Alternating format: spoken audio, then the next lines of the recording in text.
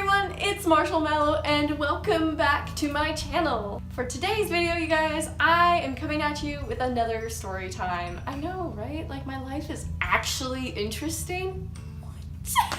For today's story time, I'm going to tell you guys about the time when I was driving on the highway and nearly caught on fire. Yeah, kind of crazy, I know.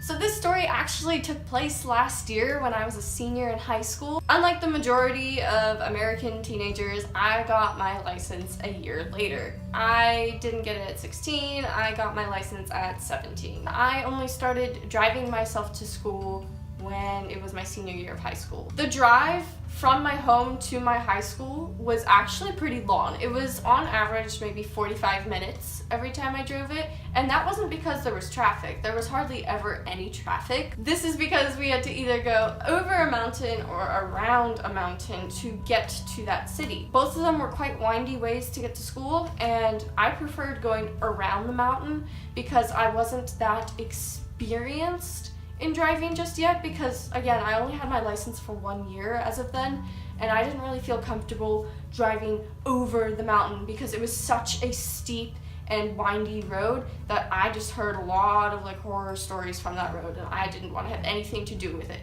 I'm comfortable driving on it now, but my senior year of high school, I just didn't prefer it. I didn't want to mess around with it, especially when the weather was always really terrible on that road, so I didn't want to risk anything with that. But I am now going to tell you about the time when going around the mountain was dangerous. I was driving home from school one day, and it was just like a normal day. I had a good day at school, and I was tired, and I had a lot of homework to do, so I was just jamming out some tunes while I was in the car and singing along, because that's what I do when I'm alone in a car, is I sing to the songs that are in the car. So as I was driving down the highway, and I am one of those people who is very, very cautious about the speed limit.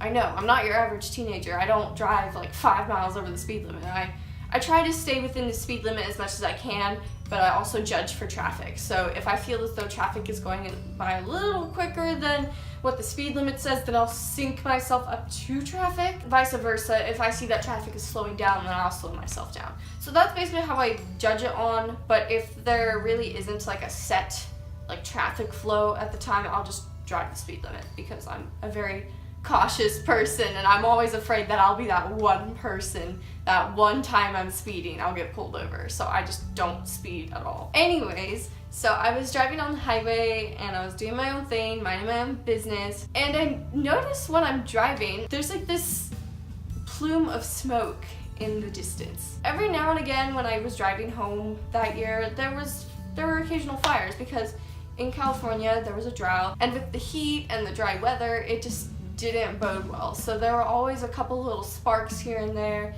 around my town and around the town where my high school was. So I was always just very cautious, and I was kind of used to seeing fires every now and again, but the fires never got that close to me. The fires were always like off in the distance, or they were at the top of a mountain, or they were on the side of a hill, just at a good distance where I could see the smoke but I couldn't see the flames.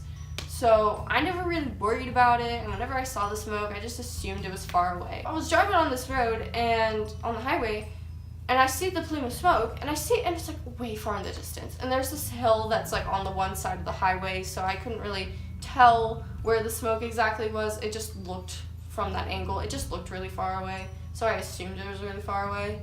But as I was driving, because I wasn't too afraid of the smoke, because I assumed it was farther away than it looked, I didn't really like mind. Now on this highway that I was driving on, there were only 2 lanes. So it's not really like a big highway or anything. It was just a 2-laned highway.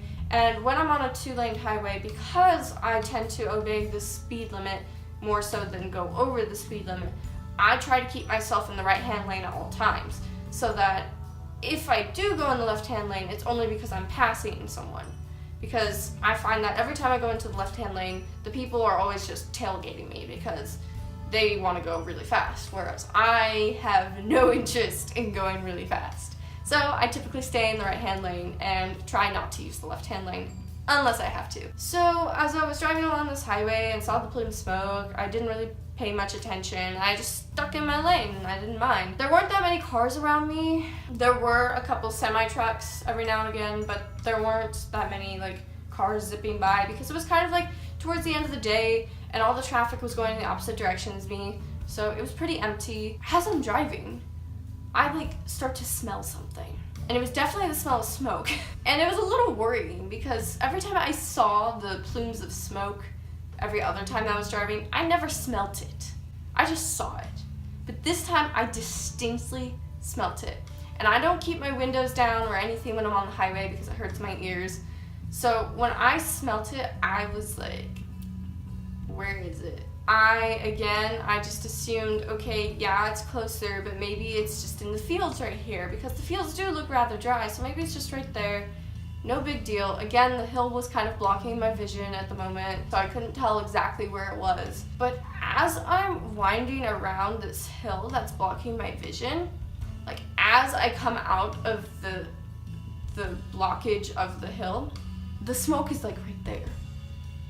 Right there, right in front of me. I'm driving 65 miles per hour and I see this smoke like right there. It was on the road. The fire was on the road. I can't emphasize that enough. The fire had originated on the side of the road because a tree was on fire. It spread to the road. The fire on the tree spread to the road.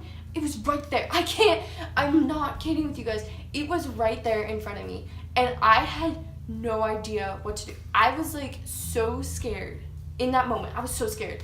And I remember hearing this huge semi-truck just honking its horn at me. It was just blaring in my ears. It was so loud and it scared me half to death because this semi-truck didn't want to pull over into the lane, the left-hand lane, and speed ahead of me because it was so big when I was the one heading straight towards this fire inflamed lane, because if he had moved before me, I wouldn't be able to move in time to avoid the fire. So he was honking at me to get me to move the heck over to avoid this fire to save both of us. In that moment, I freaked out and I just swerved into the other lane. It was such a bad reaction because I didn't check to see if anyone was in the other lane. I didn't do anything. I just swerved right in. And it was like very sudden, very quick, sudden. And if someone was in that lane, I could have been in a major car accident because of just the force I swerved into that lane. And I am so thankful that no one was in that lane. And I remember I swerved in there and the truck soon followed and I whipped right past the fire. And as I was driving past the fire, I was worried that some part of my car caught on fire. And I was worried that the car might combust because it was right there. It was right next to me, right in front of me. And I had never been taught what to do in that kind of circumstance.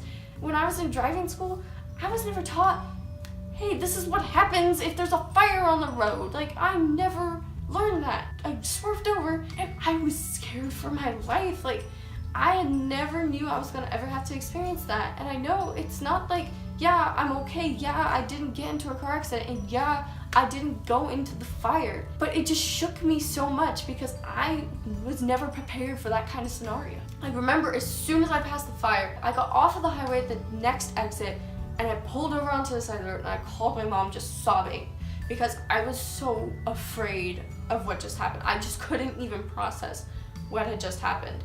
And I just told my mom there was like a fire. There was fire on the road and I almost went through it and I don't know what to do. Thank God I'm alive. Thank God like I didn't drive through it. Thank God that truck honked at me. Thank God that truck like just stayed behind me and didn't swerve in. Thank God there was no one in that lane. Like there were so many things that could have gone wrong that did not go wrong. I'm just so thankful that happened. Not that that happened, but that all those series of events happened to get me to still be here and to not have been injured or anything. I was just a little emotionally injured, but by no means was I physically injured, and I am so thankful. I didn't want to drive on the highway the next day because I was just terrified, but I did. And I remember every time I drove past that spot where the fire was, you could see this like black residue on the road. And since I told you guys I'm always driving in the opposite direction of traffic, the fire trucks that were coming to put out this fire were in the traffic on the other side. And it was like bumper to bumper traffic because not only were people rubbernecking and staring at the fire on the other side of the highway, but it was also just the peak of traffic at the end of the day.